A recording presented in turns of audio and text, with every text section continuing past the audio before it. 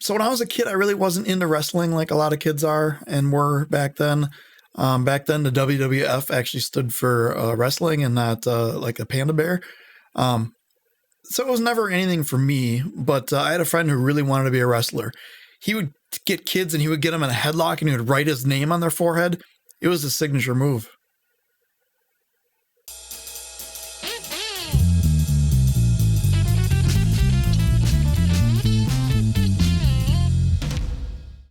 Hey kids, Adam here. Today we are looking at a new bass behind me. In the last video, you may remember this thing. This is the Harley Benton Uke bass. I don't even know what model number it is anymore. I am really unimpressed with this thing. It sounds like what it is, which is a giant rubber band on a bass, half the size with tiny little frets, and I'm really not impressed. I was really looking for something that I could bring upstairs in the living room and just grab while I'm sitting on the couch kind of watching TV and just noodle and come up with parts. Or if I had a part in my head when I'm trying to sleep at night and I can't sleep because of insomnia, I could just go out to the living room 10 feet away and work on something. You know, no, I don't need an amp. I don't need anything like that. Or I have a little mini plug-in amp thing, but I just wanted something I could be able to use and not have to go all the way down to my studio here, plug in everything, figure everything out. Because I'm, didn't want to do it. I thought this could be it. This is not it. But let's take a look at what's in the box behind me and see if this might be it. Let's see what we got.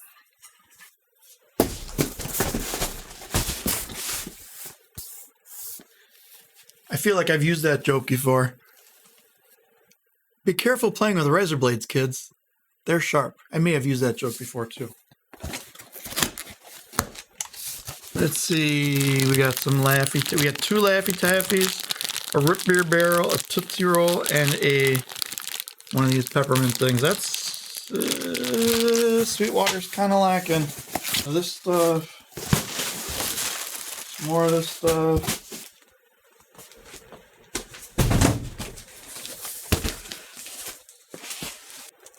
Let's see. I should have some fancy background music for unboxing the bass guitar.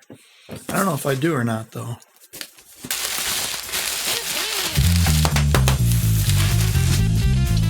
Nice gig bag. Traveler guitar. I got this new microphone, and maybe I'll do a video on the new microphone, too. It's a Lewitt Ray, and it should pick up as I go back further and closer up to it. It should be pretty much the same volume. We'll see. And here we have it. First inspector was Tony N. Final inspector was Trenton D. 55-point inspection. There's a couple things that aren't checked off here, like the headstock.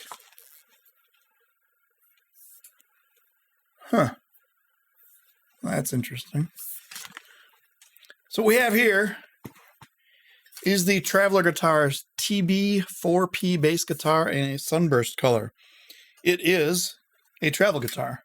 And there's some really unique things about this that made me want to get this. I saw this on Bass the World, and they did a video on it, going over some of the things on it, playing with some sound samples and everything. It is a real bass. Like, it has a C-type neck. In fact, let me look at the specs here. It is a alder body, gloss finish, sunburst, maple neck. It's a C-shaped neck, so it's more of the P bass type shape on the neck. Radius is 15.75 inches. Fingerboard is maple, 22 frets, 32-inch scale. Nut width of 1.75 inches. It feels pretty good. There's a lot of cheap things on here. I mean, the pickup is a Duncan designed, some kind of single split coil pickup. And then it has what you're expecting on a bass of a volume and a tone. But it also has this cool thing where it has, let's see if I can get this up here. Hopefully my camera focus is working. There's an aux in and a headphone jack. So you could potentially, I'm assuming there's a battery in the back. It's 2 AAA batteries, not your typical 9-volt batteries. That's interesting because the compartment is about as big as a 9-volt.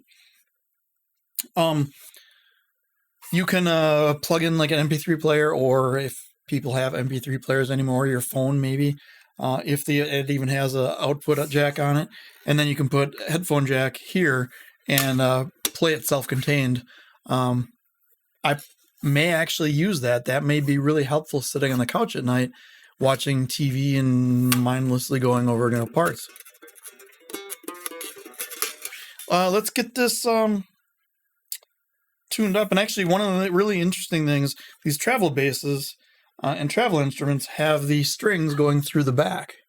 So they go into the top, standard, what are those, Diodario strings, I think. And then they go around the bottom here. So they go through the bridge, around the bottom, and in the back, and the tuners are in the front. And that saves the whole headstock, doesn't need to be there, and saves room. So this thing can be smaller. I'm probably never going to travel with it, but I may actually use this quite a bit. So let's see what we got here.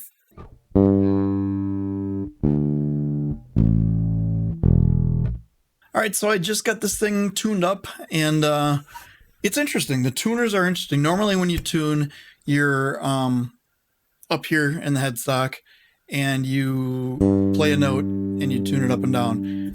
This, with the tuners being so close, it's really hard to get a note that's playing while you're tuning. And I hit it already.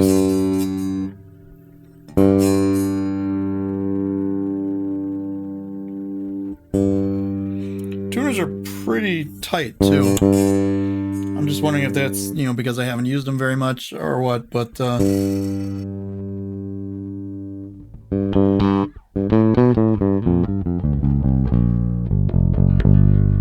it's really going to take a lot to get used to. I'm used to having that headstock to correct the weight. Maybe if I had a strap, it would be a little bit better. I don't have an extra set of strap locks, and I actually don't have a strap that doesn't have strap locks in them, so I need to order, note to self, buy more straps. But anyway, this thing is interesting. It is a P bass. It sounds kind of like a P bass, kind of just more of a generic bass sound.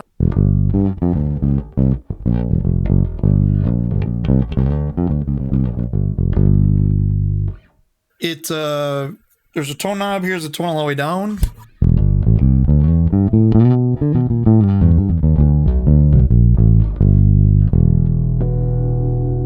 Tone all the way up.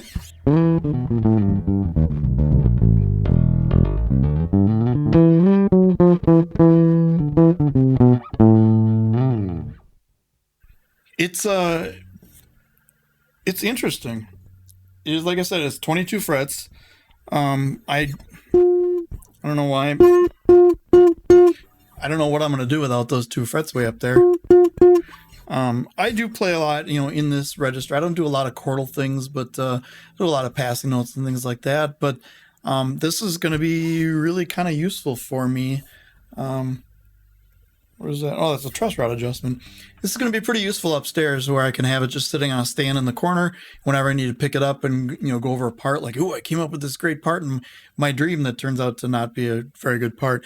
I can at least have it and know it right then, as opposed to the next day. We should probably do some sort of like obligatory slap riff,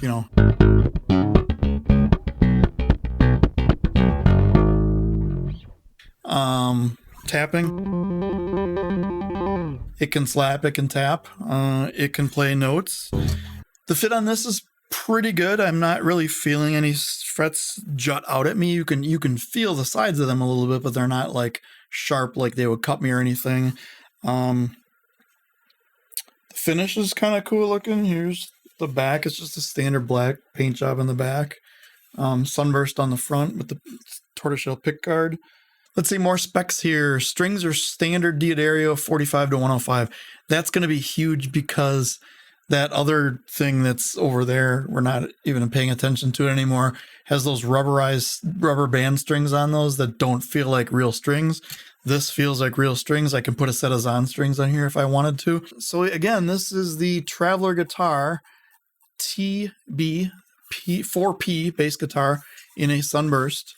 It is, now granted, the price of the uke bass on Toman's guitar was like $170 with shipping. I think it was oh, I got it written down here. It was $146 plus $41 in shipping, so $187 total.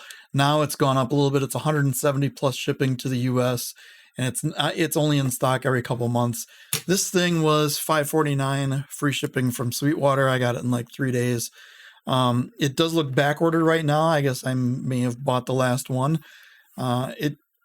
It's a pretty decent instrument, so it's gonna fit exactly. You know, I don't see myself ever gigging or recording or playing this with anyone else, but when I need to grab a bass to write a line or get something in my head out musically, this is gonna be it. So let me just think, like, subscribe, and do all the YouTube stuff, and until next time, until next time.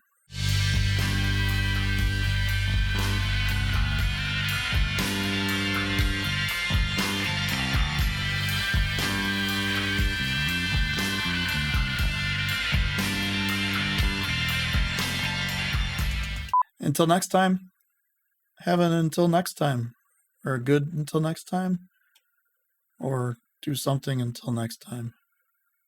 Do that. See ya.